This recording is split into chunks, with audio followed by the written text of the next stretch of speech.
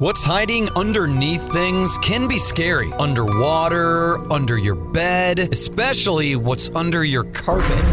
Except when you get new carpet from Carpet One Floor and Home. After tearing up your old carpet, they'll vacuum and apply Health Annex antimicrobial to your subfloor, disinfecting and killing mold, mildew, and any remaining general awfulness. Carpet One Floor and Home goes the extra mile to protect you, your family, and your home. Carpet One Floor and Home in Columbia, making your home beautiful, guaranteed.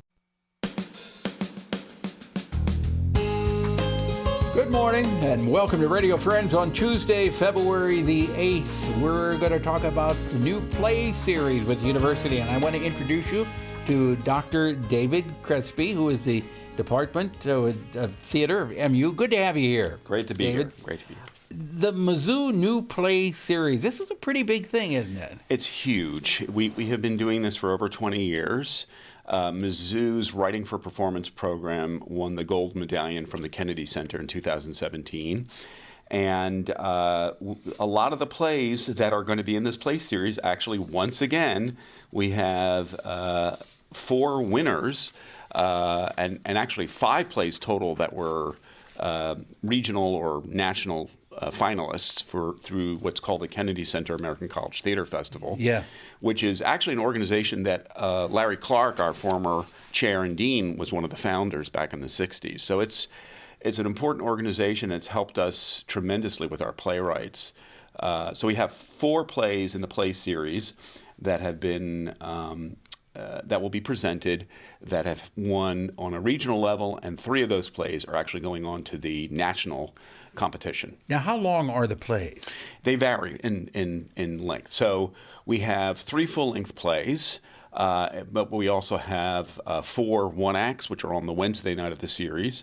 And then on the matinees, we actually have 10-minute plays, which are only 10 pages long. So will these plays run only one time, or will they be repeated? No, it's just once during the play series. So folks have to decide if they want to see all of them or only 2 or 3 of them. Or 2 or 3 of them. Yeah. So they're running from February 9th through February 13th, and there'll be different slots each evening. We've actually had to move to Zoom performance.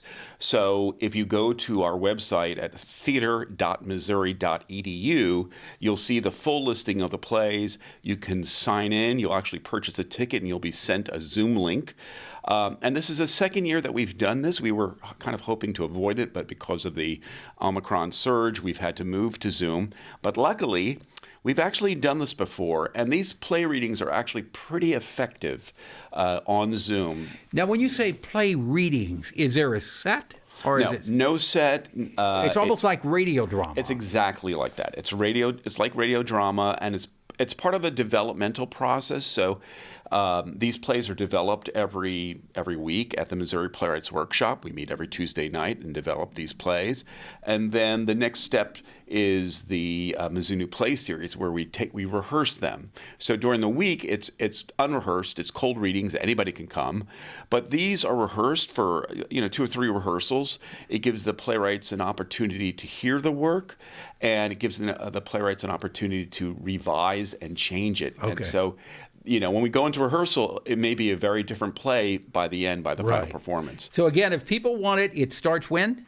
It opens on February 9th, Wednesday the 9th, and it runs every evening through the 12th, and then we have matinees on the 12th and the 13th. And that's all on Zoom? That's all going to be on Zoom at theater.missouri.edu. Okay, theater.missouri.edu. You could purchase your ticket, you'll get your link, and enjoy. Yes. Thank you very much, Doctor. Thank you, Paul. Good to see you again.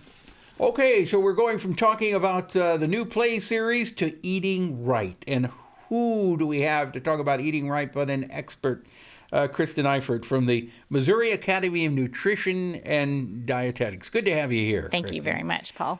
I do think of you as an expert on good eating. Today you wanted to deal with what? I want to talk about just accessing good nutrition information. So I listened to a lecture just this past week looking at food trends, food and health trends in terms of like megatrends globally. And one of the trends, megatrends that was pointed out by this organization was the fact that we have a great fragmentation of people's perception of nutrition and health. And that shouldn't actually surprise us. I mean, that's obvious as we've been, accessing COVID information, we have a lot of fragmentation with that. But in terms of nutrition information, that, falls in the same category.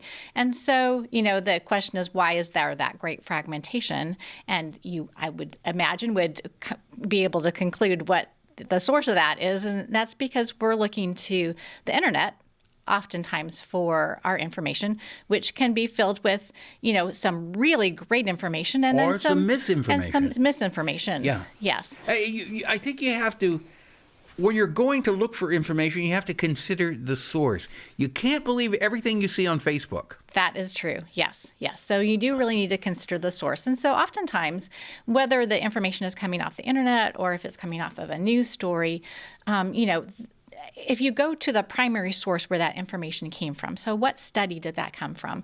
That will give us a lot more information about really the application of that, and whether, oftentimes we like to sensationalize or, in the news, because that's what sells. But here's the thing.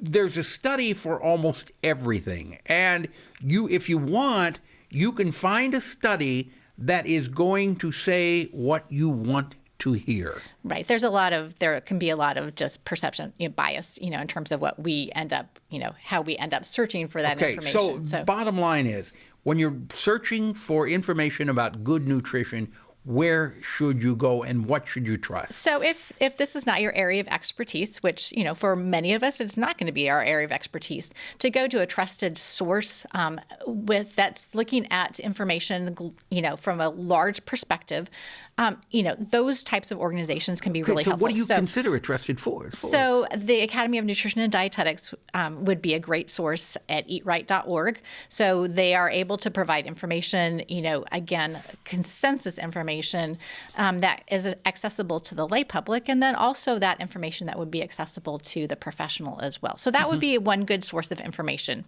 If you go to the internet and look at websites from universities like .edus, those would be good sources of information. .gov also good sources of information. So, really having the experts be able to weigh in and look at the breadth of information, because there are so many different studies that are out there, and not all the studies are going to agree with each other. Right. And so, I was reading a story yesterday about how good tomatoes are for you. Because, but then I read that if you take the skin off the tomatoes, you're losing some of the benefit. Right. And so, so many studies are distilling a very, very tiny piece of our diet. Yeah. And we don't eat just the tomato skin or tomatoes. We eat a whole diet of different types of foods. And so that's what we need to take in context. So eatright.org would be one trusted website that would be a great one to go to. And that's what Kristen's talking about, okay? We're out of time for today. Kristen, thank you so much. Always a pleasure to visit Thanks with so you. much, Paul. If there's something you'd like to hear or see, drop me an email. That's pepperp@missouri.edu. Go have yourself a nice day and put that mask on when you're out around people.